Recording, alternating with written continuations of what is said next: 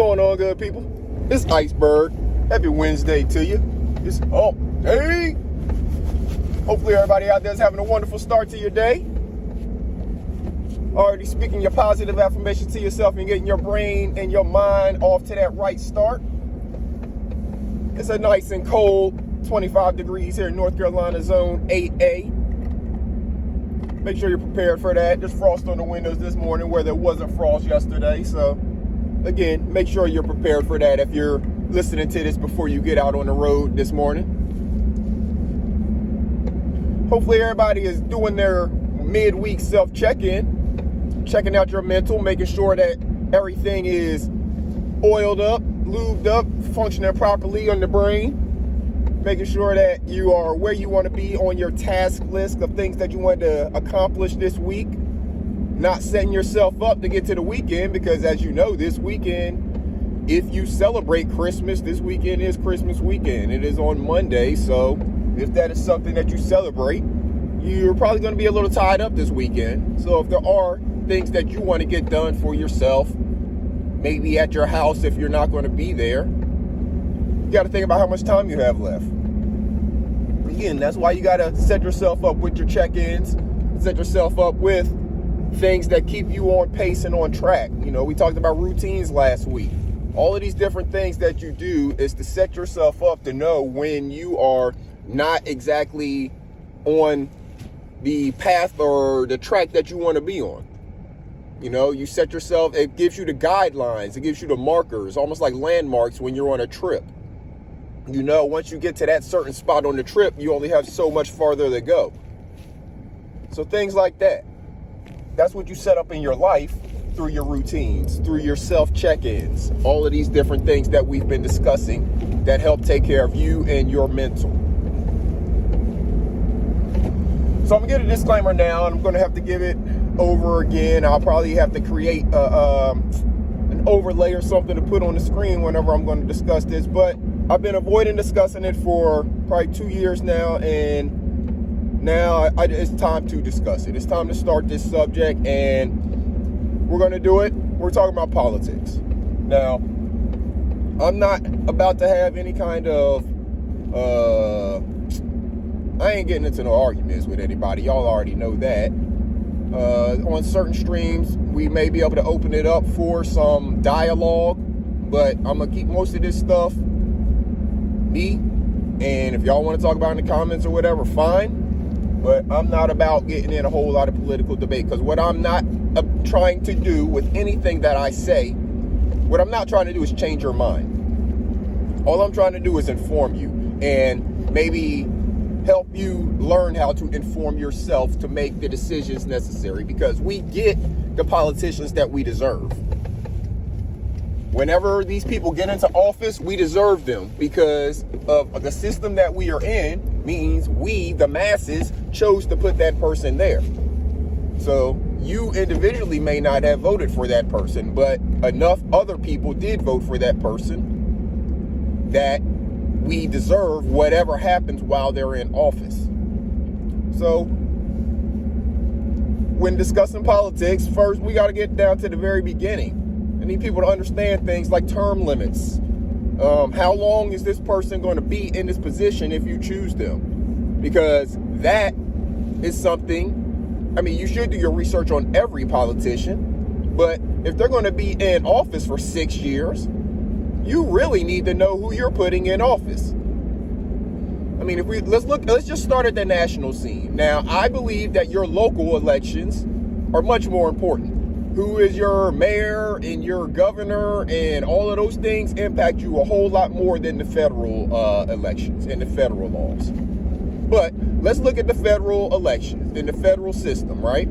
So just last week or the week before, in the House of Representatives, they expelled George Santos.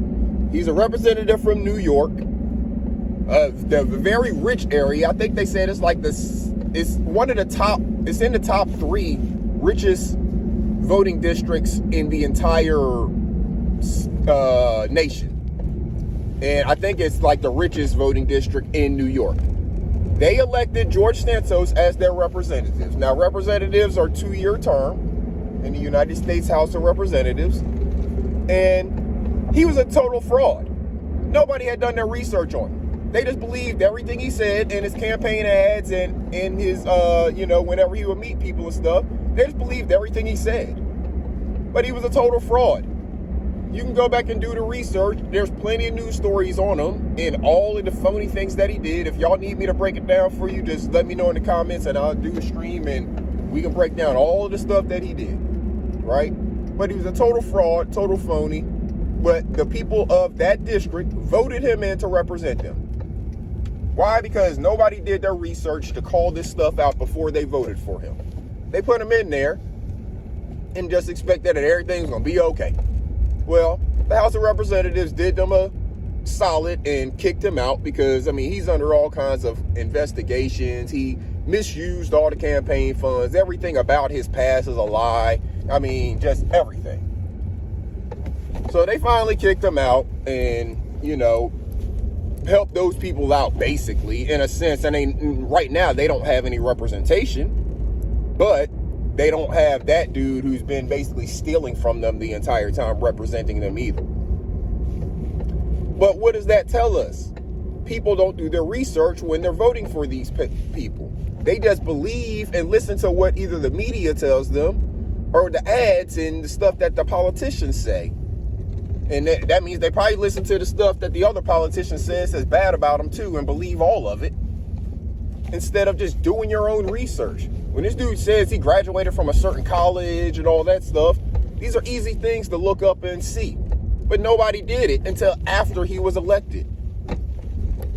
All of the stuff that he lied about were things that people could have very easily looked up and or just made a phone call to contact somebody. They could have just contacted the registrar at that school and said, did this person ever graduate or attend this school?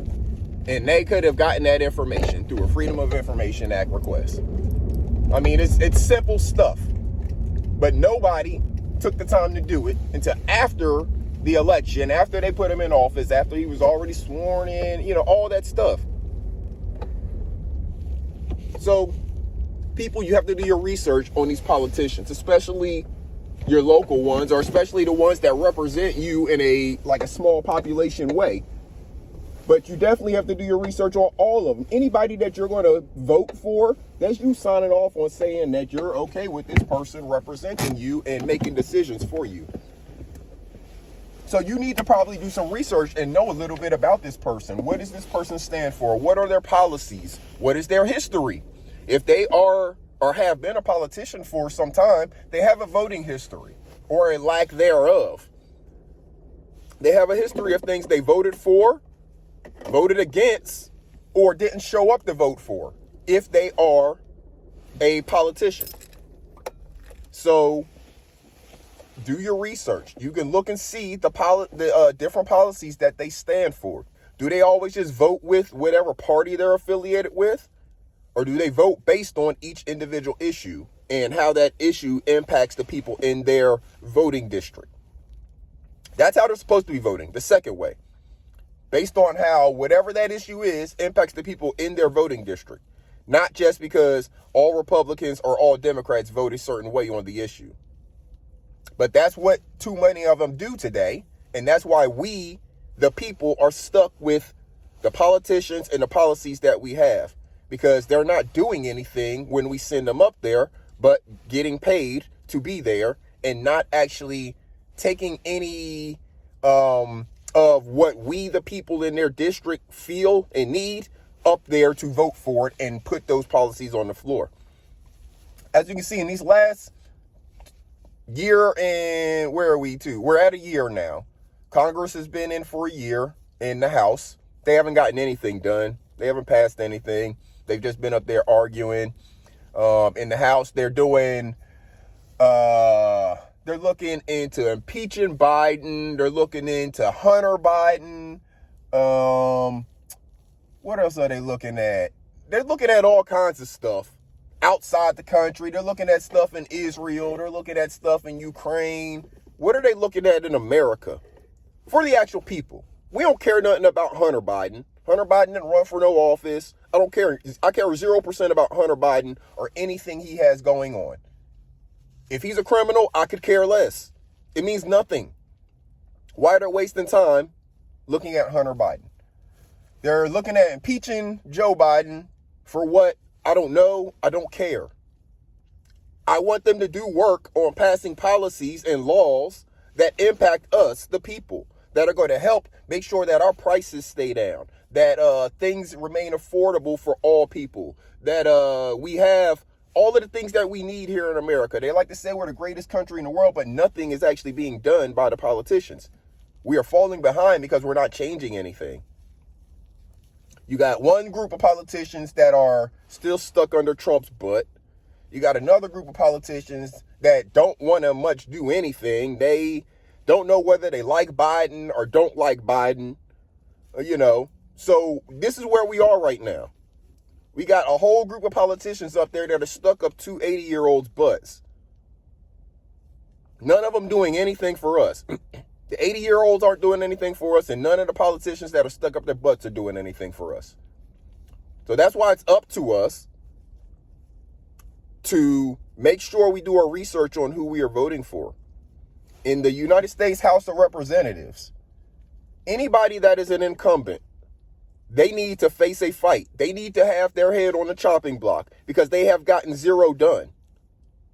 And all of them are up for re-election. Every representative goes up for re-election every 2 years in the House of Representatives. Every single one of those incumbents needs to have their record evaluated very harshly and very closely in these next 9 months, let's say, because early voting probably starts in like October in some places. So in these next 9 months, a lot of research needs to be done on all of those incumbents. The one that's in your district, you need to do research on them and on their voting record.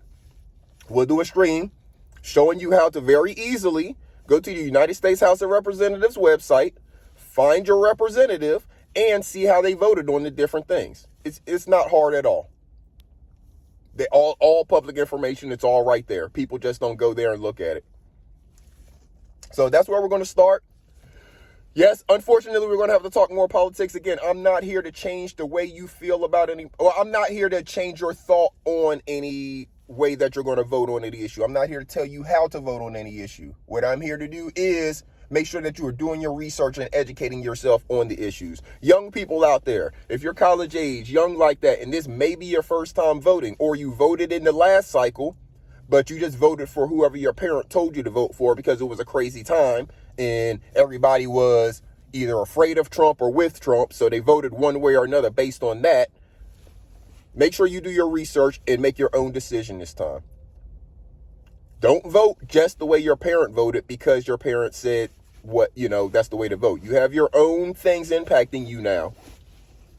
You need to understand why you're voting for that person and what that person stands for and how it's going to impact you. Because while it may impact your parent in one way, it may impact you negatively. It may impact your parent positively, but it may impact you negatively. That can happen because y'all are of two different generations. If your parent is cool with the 80-year-olds running the country, you may not be as cool with that. You may want some people who are a little bit younger than 80 running the country. So keep that in mind when you're voting this cycle, young people. Y'all make sure y'all take care of yourselves and each other. Make sure you're taking care of your mental health. And make sure you're educating them babies on how to take care of their mental health as well. I'm about to get out of here. Until next time, good people, this is Iceberg. Salute.